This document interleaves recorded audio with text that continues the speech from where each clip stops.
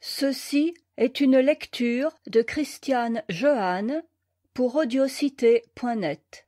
Ceci est un enregistrement sous licence CC BY NC SA 2.0 FR.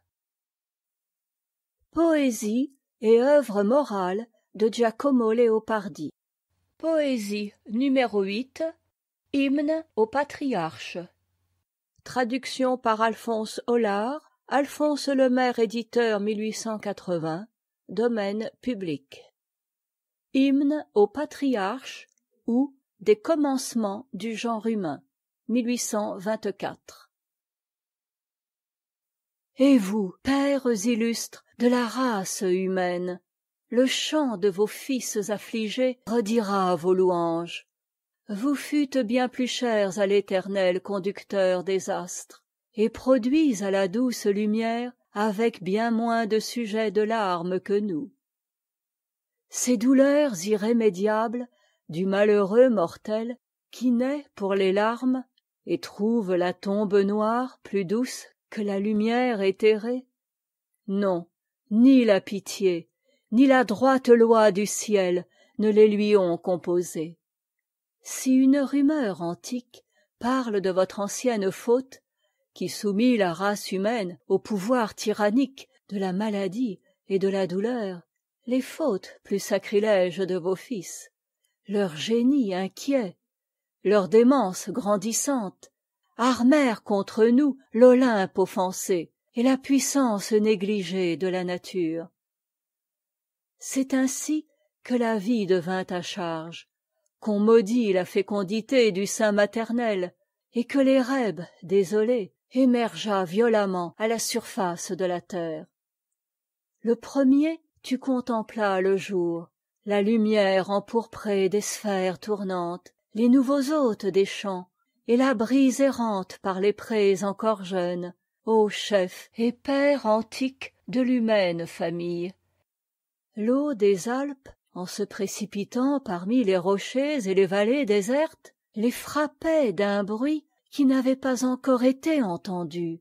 Alors, sur les emplacements futurs des nations illustres et des villes riantes, régnait le charme d'une paix mystérieuse. Les collines non labourées n'étaient gravies que par le rayon brûlant de Phébus, seul et muet, et par la lune dorée. Ô heureuse ignorance des fautes et des lugubres événements! Ô solitude du séjour terrestre!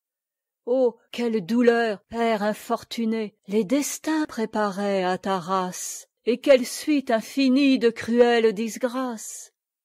Voici qu'une fureur nouvelle souille de sang et du meurtre d'un frère les sillons stérilisés, et que l'air divin apprend à connaître les ailes horribles de la mort.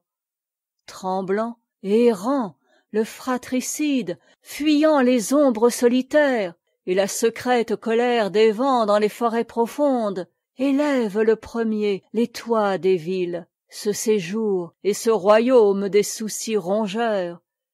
Et le premier, le remords désespéré, malade, haletant, réunit et resserre les mortels aveugles dans des demeures associées. Dès lors, la main malhonnête se refusa la charrue recourbée, et viles furent les sueurs agrestes. L'oisiveté occupa ces seuils scélérats, et dompta la vigueur native dans les corps inertes. Languissantes et lâches, les âmes retombèrent, et la servitude, mal suprême, s'empara de ces faibles vies humaines.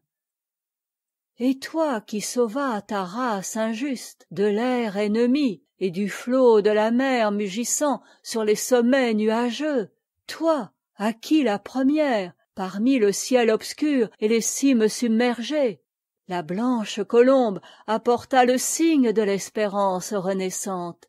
Pour toi, le soleil naufragé, sortant à l'occident des nuées antiques, fit briller le pôle noir du bel arc d'iris. Alors, la race renouvelée revient sur la terre. Elle reprend ses cruelles passions, ses goûts impies, ces ennuis éternels, une main profane se joue des royaumes inaccessibles de la mer vengeresse, et enseigne la douleur et les larmes à de nouveaux rivages et à de nouvelles étoiles. Maintenant, Père des hommes pieux, Père juste et fort, mon cœur pense à toi et à tes fils généreux. Je dirais comment ignoré, assis vers midi à l'ombre de ta tente paisible, près des molles rives, nourrice et demeure de ton troupeau, tu fus salué par des voyageurs célestes et inconnus, âmes éthérées, et comment, ô fils de la sage Rebecca, sur le soir, près du puits rustique, dans la douce vallée d'Haran, fréquentée des pasteurs en leurs loisirs joyeux, tu te pris d'amour pour la charmante fille de Laban. Invincible amour qui poussa ton âme vaillante à se soumettre volontairement aux longs exils, aux longues peines et au poids odieux de l'esclavage.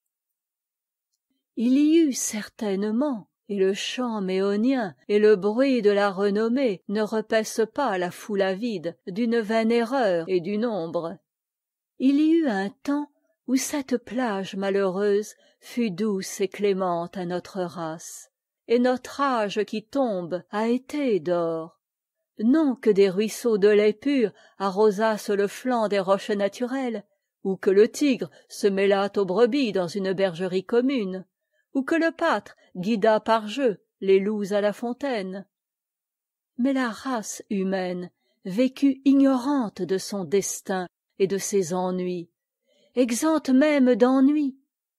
Ce fut le règne de l'agréable erreur, des fictions et du léger voile antique qui étaient placés devant les secrètes lois du ciel et de la nature, et, contente d'espérer, notre nef paisible entra au port.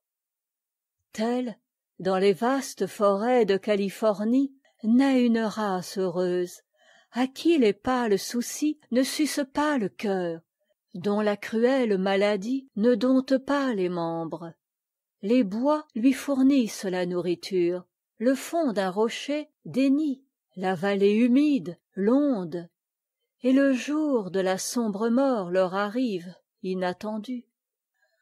Ô royaume de la sage nature sans armes, contre notre audace scélérate, les rivages, les antres et les forêts tranquilles, notre audace invaincue les a ouvertes. Elle enseigne à ces peuples qu'elle viole un ennui étrange, des désirs ignorés. Elle chasse de son dernier séjour la félicité qui s'enfuit toute nue.